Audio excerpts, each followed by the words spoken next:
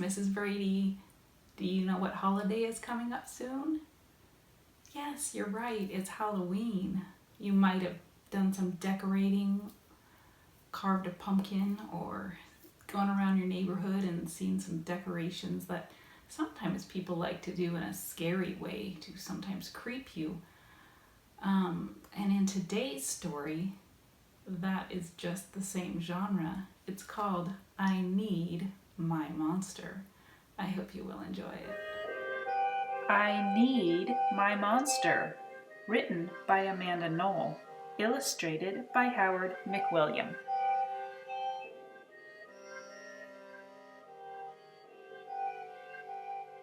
I need my monster.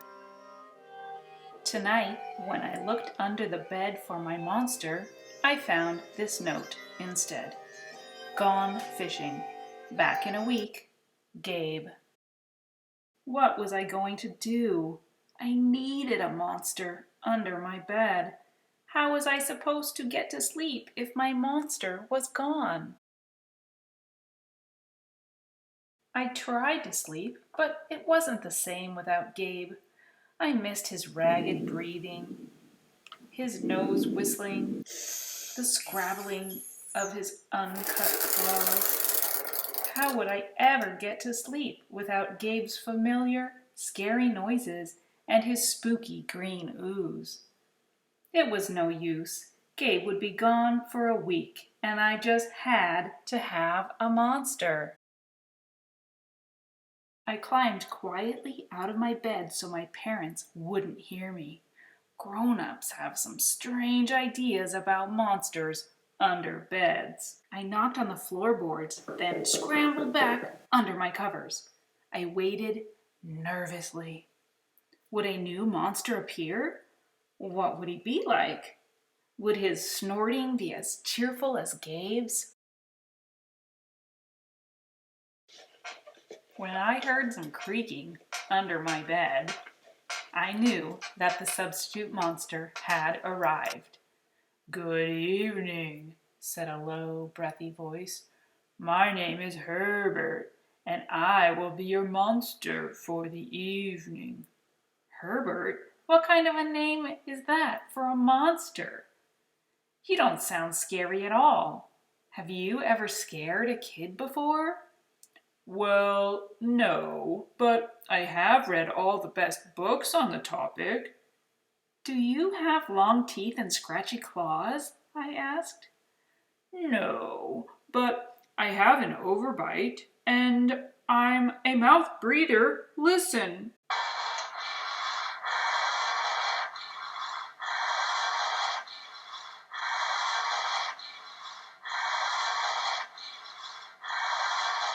Herbert's panting was kind of scary, but it wasn't enough for me. Listen, Herbert, I'm sorry. I just don't think this is going to work. It's nothing personal, but I really need a monster with claws. Picky, picky, Herbert complained. As you wish, I'll go. There was some more creaking. Then Herbert was gone. Some scratching warned me that a second monster had appeared. "Good evening," he said in a high, silky voice. "My name is Ralph. I understand you need a monster with claws. If you would please lean over, I will hold out my arm for inspection." I crouched on the edge of the bed, hoping to see a horrible, shaggy arm with sharp, ragged nails.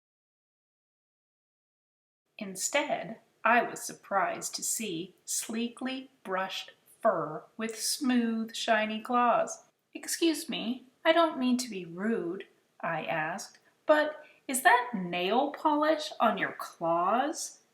"Yes, it is," Ralph replied. "I believe professional monsters should always be well groomed." I could tell that this was not going to work either.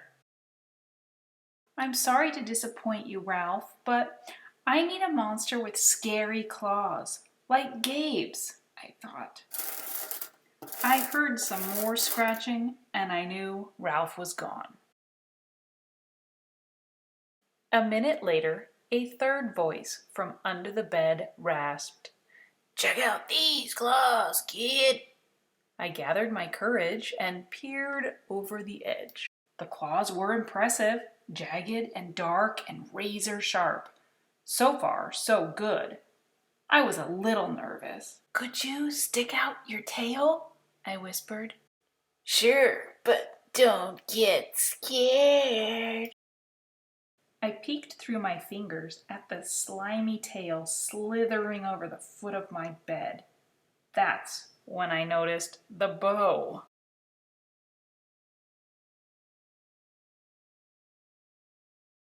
"Are you a girl monster?" "Of course I am," she snapped. "I'm Cynthia. Do you have a problem with that?" Yeah, I do," I admitted. "I definitely need a boy monster. Boy monsters are for boys, and girl monsters are for girls. Everybody knows that." "Well, aren't you a picky one?" she sniffed, and then she was gone. Was I being too picky? No. I knew that my monster needed to be well-clawed and menacing. The whole point of having a monster, after all, was to keep me in bed, imagining all the scary stuff that could happen if I got out. Then I heard a shuffling noise and some slobbering. A fourth monster was under my bed. "Hey, the name's Mac." One look at his claws proved that Mac was a big, scruffy boy monster. I shivered. Maybe this one would work out. "Those are excellent claws. But do you have a long tail?" I leaned over to see. "No, my tail is stumpy," Max slurped. "But I do have an unusually long tongue." "Why would I be afraid of a long tongue?" I asked. "Oh, I don't know," he said, trying to sound terrifying. "You never know when I might lick you." I fell back on the bed laughing. "Well, if you're not even going to try to work with me," Mac whined. I held in my giggles. "I really don't think you should send me away," he warned. "Kids who reject 5 monsters in one night—" "I did not reject 5 monsters tonight," I interrupted. "My regular monster went fishing." "Fishing, eh? Maybe he just left because you're so picky. Fine, I'm out of here. But I wouldn't expect another monster tonight if I were you." How was I ever going to get to sleep without my monster? I was surprised to hear more creaking under the bed. Loud creaking, with scratching. "I thought no more monsters were going to appear tonight," I said. "Sorry I'm late, kid. Phew, it was Gabe, I thought I would enjoy fishing, but I didn't. he explained. Those fish scare too easily. No challenge at all. You, however, are challenging, my friend. You're almost too old to be afraid of monsters. You keep me on my toes. Ah, toes, a delicious snack." The bed quivered as Gabe's stomach rumbled with hunger. Now, if you don't mind, I'd like to start the evening with an ominous puddle of drool. I peeked over the edge of the bed. Green ooze spread soundlessly from underneath. Then the bed trembled as Gabe unfurled his spiked tail. He was daring me to guess where he might pop up. I shivered.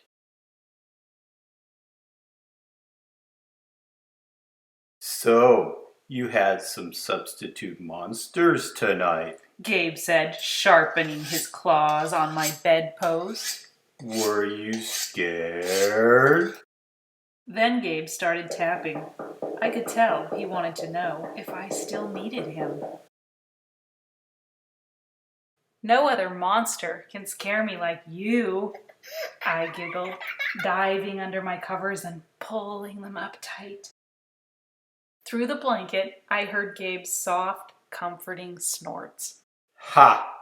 I knew it. We're made for each other, He growled. When my blanket started to slip off the bed, I knew Gabe was ready to eat. Now, if you could please stick out your foot, He said. I'd like to nibble your pinky. I yanked the blanket back up and scrunched my feet in so Gabe couldn't get them. No toes tonight, but you can have this, I offered, pushing a pillow off the bed. I didn't even hear it hit the floor. Gabe was back. The ooze was perfect. Everything was back to normal. I shivered again. I'd be asleep in no time.